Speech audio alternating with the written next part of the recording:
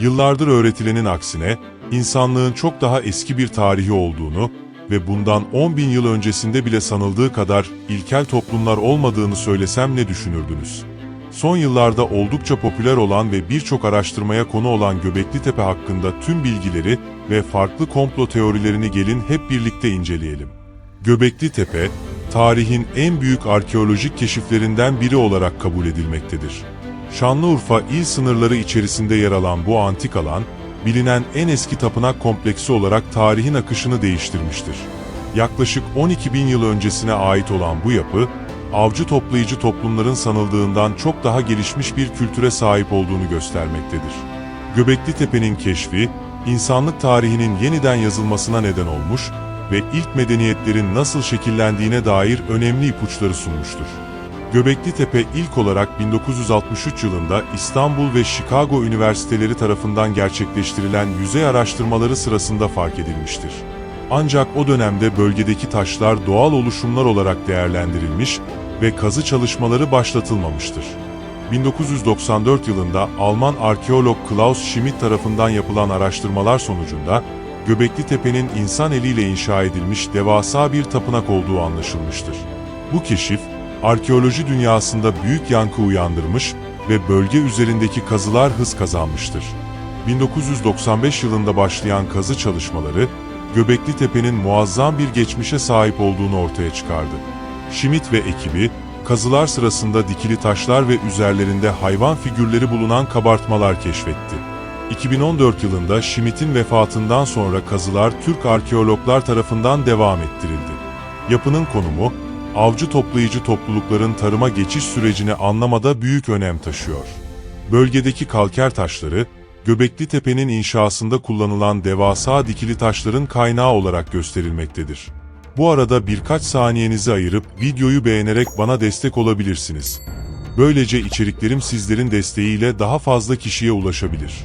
Göbeklitepe'nin en dikkat çekici özelliklerinden biri de T şeklindeki dev taş sütunlardır. Bu sütunların en büyüğü 5,5 metre yüksekliğinde ve 16 ton ağırlığındadır. Dikili taşların üzerinde yılan, aslan, boğa, tilki, akrep ve yaban domuzu gibi hayvan figürleri bulunmaktadır. Bu figürlerin dini veya mitolojik anlamlar taşıdığı düşünülmektedir. Göbeklitepe'de şu ana kadar 6 adet dairesel tapınak yapısı gün yüzüne çıkarılmıştır. Her bir tapınakta ortada 2 büyük dikili taş yer alırken, etrafında daha küçük taşlar bulunmaktadır. Bu düzen, dini ritüellerin burada gerçekleştirildiğini düşündürmektedir. Tapınakların üstünün açık olup olmadığı henüz kesin olarak bilinmiyor. Ancak, alanın bilinçli bir şekilde gömüldüğü ve uzun süre kullanılmadığı anlaşılmıştır. Göbeklitepe bizlere Neolitik çağın erken dönemlerini işaret eder, yani M.Ö. 9600 ve 8200 yılları arasında inşa edildiği düşünülmektedir. Bu da onu, Mısır'daki piramitlerden ve Stonehenge'den 7000 yıl daha eski yapmaktadır. Göbeklitepe'nin bir tapınak kompleksi olduğu genel kabul görmektedir. Ancak bazı bilim insanları, buranın aynı zamanda sosyal toplanma alanı veya gözlem evi olarak da kullanılmış olabileceğini öne sürmektedir. Yapılarında zamanla gizlenme amacıyla bilinçli olarak gömüldüğü düşünülmektedir. Göbeklitepe, insanlığın inanç sistemleri hakkında önemli bilgiler sunuyor. Burada yapılan kazılar, dini ritüellerin tarım ve yerleşik hayattan önce geliştiğini gösteriyor. Göbeklitepe'de bulunan dikili taşlar, burada karmaşık dinsel törenlerin yapıldığını düşündürmektedir. Avcı toplayıcı toplulukların, burada ruhani ritüeller düzenleyerek tanrılara veya doğa güçlerine adak sundukları tahmin edilmektedir. Göbeklitepe'deki kabartmalar, dönemin inanç sistemlerine ışık tutmaktadır. Özellikle av hayvanlarının betimlenmesi, avcı toplayıcı toplumlar için hayvanların kutsal bir anlam taşıdığını gösteriyor. Göbeklitepe tarım ve yerleşik hayata geçiş sürecinin farklı bir perspektiften ele alınmasını sağlamıştır. Geleneksel olarak, insanların önce tarımı öğrendiği, ardından yerleşik hayata geçtiği ve en sonunda dini yapılar inşa ettiği düşünülüyordu. Ancak Göbeklitepe, bu sıralamanın tam tersinin de mümkün olduğunu göstermiştir. Göbeklitepe'de yapılan kazılar, buranın avcı toplayıcı toplumlar tarafından inşa edildiğini göstermektedir. Ancak bu kadar büyük ve karmaşık bir yapının inşası için ciddi bir organizasyon ve iş gücü gerekmektedir.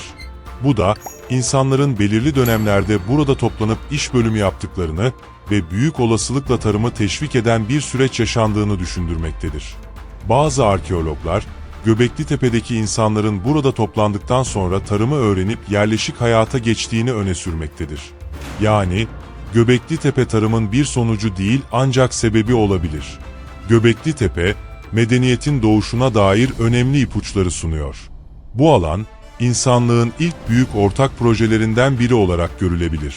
Burada toplanan gruplar arasında bilgi ve beceri paylaşımı gerçekleşmiş, bu da ilerleyen dönemlerde tarım, hayvan evcilleştirme ve şehirleşme süreçlerine katkıda bulunmuş olabilir. Göbeklitepe'nin varlığı, dinin ve kolektif inanç sistemlerinin, insanları bir araya getiren ve organize eden en önemli faktörlerden biri olabileceğini düşündürmektedir. Bu durum, insanların birlikte yaşamaya başlamalarının ardında yalnızca ekonomik nedenler olmadığını, aynı zamanda kültürel ve dinsel bağlarında büyük rol oynadığını göstermektedir. Göbeklitepe, 2018 yılında UNESCO Dünya Mirası listesine dahil edilmiştir. Keşfinden bu yana çeşitli tartışmalara ve spekülasyonlara konu olmuştur. Bu tartışmalar, hem bilim dünyasında hem de halk arasında büyük ilgi uyandırmaktadır. Bu olağanüstü keşif, tarih kitaplarını yeniden yazdırırken aynı zamanda birçok komplo teorisini de beraberinde getirmiştir. Kimileri Göbeklitepe'yi uzaylılarla ilişkilendirirken, kimileri buranın Atlantis'in kalıntıları olabileceğini öne sürüyor. Tarihin gizli efendilerinden kadim teknolojilere kadar pek çok teori Göbeklitepe'nin sırlarını çözmeye çalışıyor. Şimdi, Göbeklitepe hakkında ortaya atılan en çılgın, en ilginç ve en tartışmalı komplo teorilerine detaylıca bakalım. Atlantis'in efsanevi bir kıta olduğu ve gelişmiş bir medeniyetin aniden yok olduğu iddia edilir. Peki, Göbeklitepe bu kayıp medeniyetin bir parçası olabilir mi? Atlantis teorisine göre Platon'un bahsettiği Atlantis, büyük bir tufan sonucu yok olmuştu. Göbeklitepe'nin de aniden terk edilmesi, benzer bir felaketin sonucunda olabilir mi? Antik Mısır ve Sümer uygarlıklarına benzer figürler Göbeklitepe'de de görülebiliyor. Bu teoriye göre, Atlantis'ten kaçan bir grup insan Mezopotamya'ya ulaşarak Göbeklitepe'yi kurmuş olabilir. Bazı teorisyenler de, Göbeklitepe'nin dünyayı yöneten gizli bir örgütün merkezi olduğunu düşünüyor. Bu örgüt, günümüzde Illuminati veya tapınak şövalyeleri olarak adlandırılan grupların atası olabilir mi? Bu teoriye göre Göbeklitepe, dinsel bir merkez olarak kullanıldıysa, sadece belirli bir zümre buraya erişebilmiş olabilir. Günümüz elitlerinin kökeni, buradaki eski bir rahipler sınıfına dayanıyor olabilir mi? Bu teori, daha çok ezoterik ve gizemli bilgilerle ilgilenen kesimler tarafından destekleniyor. Bazı araştırmacılar, Göbeklitepe'nin Nuh tufanından sonra inşa edilmiş olabileceğini düşünüyor. Bu teoriyi destekleyen kanıtlarsa tufan sonrası hayatta kalan insanların yeni bir medeniyet kurmaya çalıştığı yönünde. Göbeklitepe'nin aniden terk edilmesi, büyük bir felaketle ilişkilendirilebilir. Sümer ve İncil kaynaklarında tufan sonrası kutsal yerlerden bahsedilir. Bu teoriye göre, Göbeklitepe tufandan kurtulan insanlığın ilk ibadet merkezi olabilir. Günümüz teknolojileriyle bile inşası oldukça zor olan Göbeklitepe, bazı teorisyenlere göre kadim ve unutulmuş bir teknolojiyle inşa edildi. Bu teoriye göre olası bir anti-gravitasyon veya ses dalgalarıyla taş kaldırma teknolojisi kullanılmış olabilir. T biçimli sütunların kesimi, günümüz lazer teknolojisine benzer bir yöntemle yapılmış olabilir. Antik çağlarda ileri bir uygarlık vardı ve Göbeklitepe bu uygarlığın kanıtı olabilir miydi? Bu teori, genellikle alternatif tarihçiler ve bağımsız araştırmacılar tarafından öne sürülüyor. Bir diğer büyük gizem, Göbeklitepe'nin bilinçli olarak gömülmüş olmasıdır. Normal şartlarda bir yapı, terk edildiğinde doğal yollarla yok olur. Ancak Göbeklitepe, özellikle üstü toprakla kapatılarak saklanmış gibi görünüyor. Olası bir felaketten korunmak için kapatılmış olabilir mi? Bilgileri korumak amacıyla bir rahip sınıfının bunu yapmış olabileceği düşünülüyor. Yoksa yapı, zamanla tehlikeli bir hale geldiği için mi gizlenmişti? Bu soru işaretleri, Göbeklitepe'nin sırlarının hala tam olarak çözülmemiş olduğunu gösteriyor. Teorilerden bir diğeri de Göbeklitepe'yi uzaylıların inşa etmiş olmasıdır. Bu teoriye göre, insanlık o dönemde taş devrindeydi ve böylesine büyük taşları kesmek, taşımak ve düzenlemek için gerekli teknolojiye sahip değildi.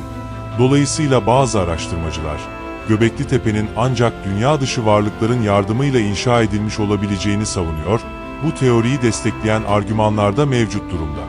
Göbekli Tepe'de bulunan T biçimli taş sütunlar, birçok kişinin düşündüğüne göre insan yapımı olamayacak kadar kusursuz. Yapının astronomik hizalanmalar içerdiği, özellikle Sirius yıldızıyla bağlantılı olduğu iddia ediliyor. Mitolojilerde geçen göksel varlıklar, Göbekli Tepe'nin kurucuları olabilir mi?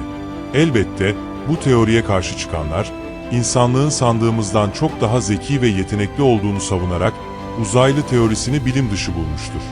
Bazı arkeologlar, Göbekli Tepe'nin tapınak değil, bir sosyal buluşma alanı olduğunu düşünmektedir. Bunun yanı sıra, bazı araştırmacılar bu yapıların tarımın ortaya çıkmasından sonra değil, tarım sürecini başlatan bir faktör olarak değerlendirilmesi gerektiğini savunmaktadır. Göbekli Tepe'deki kazılar hala devam etmektedir ve her yıl yeni bulgular ortaya çıkmaktadır. Son yıllarda yapılan çalışmalarda, bölgenin yalnızca Göbekli Tepe ile sınırlı olmadığı, çevresinde benzer yapılar bulunduğu keşfedildi. Bu da, Göbekli Tepe'nin büyük bir kültürel kompleksin parçası olabileceğini düşündürmektedir. Özellikle Karahantepe ve diğer Neolitik alanlar üzerinde yapılan araştırmalar, Göbekli Tepe'nin tek başına bir yapı olmadığını ve çevresinde benzer yerleşimlerin bulunduğunu bizlere gösteriyor. Gelecekteki kazılar, Göbekli Tepe hakkında daha fazla bilgi edinmemizi sağlayacak gibi gözüküyor. İçeriğim hoşunuza gittiyse, videoyu beğenip kanala abone olarak bana destek olabilirsiniz. Böylece içeriklerim sizlerin desteğiyle daha fazla kişiye ulaşabilir. Bir sonraki videoda görüşmek dileğiyle hoşça kalın.